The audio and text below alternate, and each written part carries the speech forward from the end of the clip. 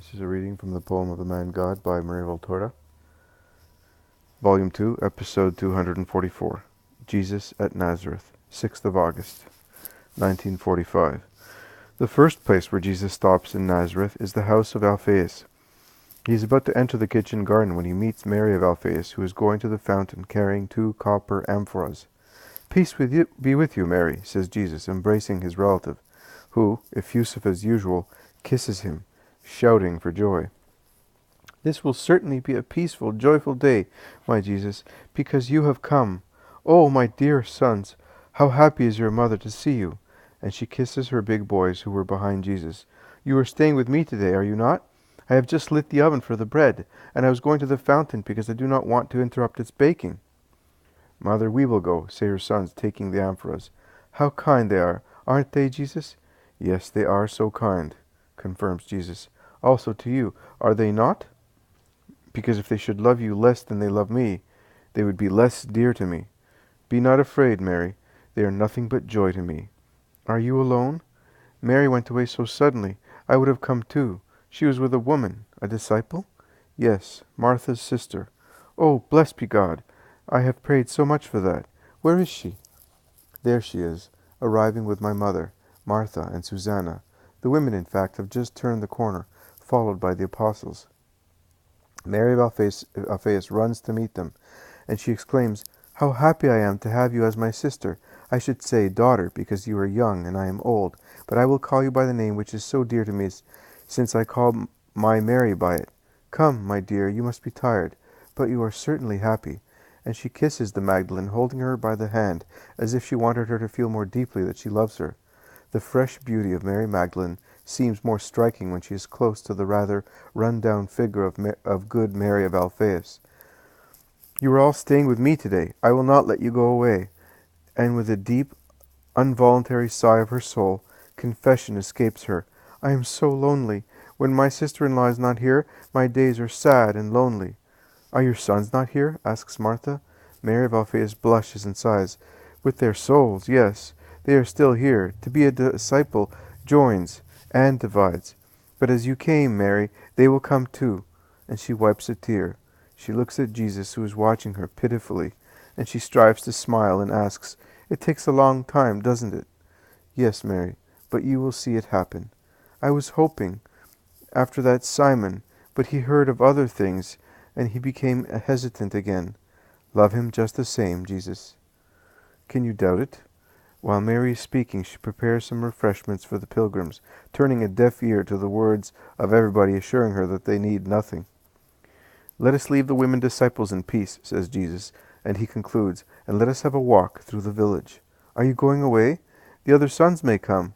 "I am staying all day tomorrow, so we will be together. I am now going to see my friends. Peace to you, women. Goodbye, Mother." Nazareth is already in a state of excitement because of Jesus' arrival, and in the company of the Magdalene. Some rush to the house of Mary of Alphaeus, some to Jesus, and since the latter is closed, they all go back towards Jesus, who is crossing Nazareth, going towards the center of the village. The town is always ill-disposed to the Master. Some people are ironical, some incredulous. Some are openly wicked, as is obvious from certain biting remarks. They all follow the great Son of Nazareth out of curiosity, without love, and they do not understand him. Even in the questions they ask him, there is no love, but disbelief and derision. But he feigns not to notice, and he replies kindly and mildly to those who speak to him. "You give to everybody, but you seem a son without any tie to your fatherland, because you give it nothing. I am here to give you what you ask for." "But you prefer not to be here. Are we perhaps bigger sinners than the others?"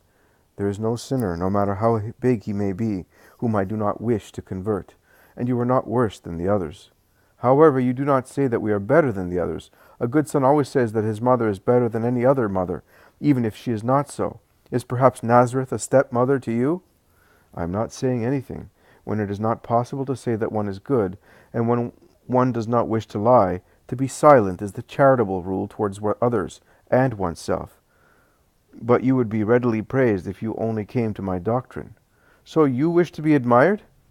"No, only listened to and believed, for the good of your souls." "Speak then. We will listen to you. Tell me about what you wish me to speak. A middle-aged man says, Listen, I would like you to come with me and explain something to me. I will come at once, Levi. And they go to the synagogue while people gather behind the master and the head of the synagogue. The synagogue is soon crowded. The head of the synagogue takes a roll and reads, Solomon brought Pharaoh's daughter from the citadel of David up to the house he had built for her, because he said, My wife must not live in the palace of David, king of Israel, because it was sanctified when the ark of the Lord entered it. Now, I would like to have your opinion on the matter, whether you think that measure was right or not, and why. It was undoubtedly right, because respect for David's house, which had been sanctified when the ark of the Lord was brought into it, demanded it. But since the Pharaoh's daughter was Solomon's wife, was she thereby not worthy to live in the house of David? Does the wife not become, according to Adam's word, bone of the bone of her husband, and flesh of his flesh? If it is so, how could she desecrate what the husband did not desecrate? In the first book of Ezra it is written, You have committed sin by marrying foreign women. You have added to the sin of Israel. And one of the causes of Solomon's idolatry was his marriages with foreign women. God had said, Foreign women will lead your hearts astray to the extent of making you follow foreign gods. We are aware of the consequences. But he was not led astray because he had married the Pharaoh's daughter. In fact, he wisely judged that she was not to live in the holy house. God's goodness cannot be measured by our standards. Man, after one fault, does not forgive, although he himself is always guilty. God is not inexorable after a first fault, but he does not allow man to persist with impunity in the same sin. He therefore does not punish man the first time he falls. He then speaks to his heart, but he punishes when his goodness does not serve to convert, but is mistaken for weakness by man. He then inflicts punishment, because God is not to be derided. Although bone of his bone and flesh of his flesh, the Pharaoh's daughter had laid the first germs of corruption in the heart of the wise king. And you know that a disease breaks out not when there is only one germ in the blood, but when the blood is corrupt with many germs that have multiplied from the first one. Man's fall into sin always begins with an apparently innocuous laxity. Then compliance with evil increases. Then one becomes accustomed to conscience compromises and to neglecting one's duties and obedience to God, and thus by degrees man's fall into grave sins, even of idolatry, in the case of Solomon, who thus provoked a schism, the consequences of which are still lasting. So you say that it is necessary to be extremely careful and to have the greatest respect for holy things? Most certainly. Now explain also this to me. You say that you are the Word of God. Is it true? I am. He sent me to bring the gospel to all men on the earth, and to redeem them from all their sins. So, if you really are what you say, you are greater than the ark, because God is not in the glory dominating the ark, but he is within you. You are right. That is the truth. Why then do you desecrate yourself? And did you bring me here to tell me that? I feel sorry for you and for those who urged you to speak. I ought not to justify myself, because every justification is deliberately misunderstood by your hatred. But I will give a justification to you who accuse me of not loving you and of desecrating my person.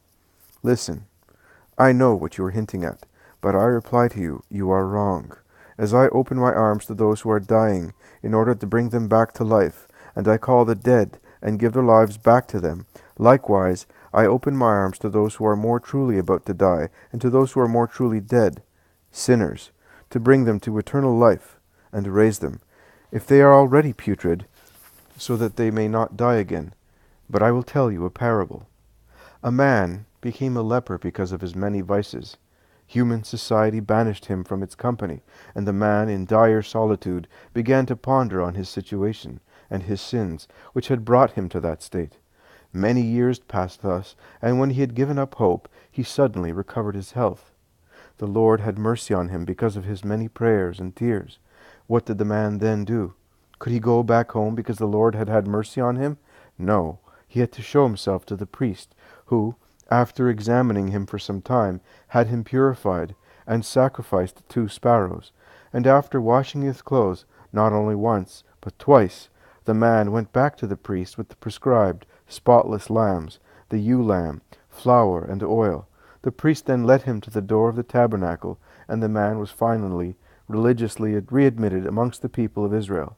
But tell me, when he went to the priest the first time, why did he go? To be purified the first time, and thus be able to go through the great purification, which would readmit him amongst the holy people. You are right. So he was not entirely purified? No, there is still a lot missing before he is, with regard both to his body and his soul. How did he dare then to go near the priest the first time, when he was utterly unclean, and a second time to go near the tabernacle? Because the priest is necessary means to be readmitted amongst the living. And the tabernacle? Because only God can forgive sins, and it is of our faith to hold that God rests in his glory beyond the holy veil, dispensing his pardon from that source.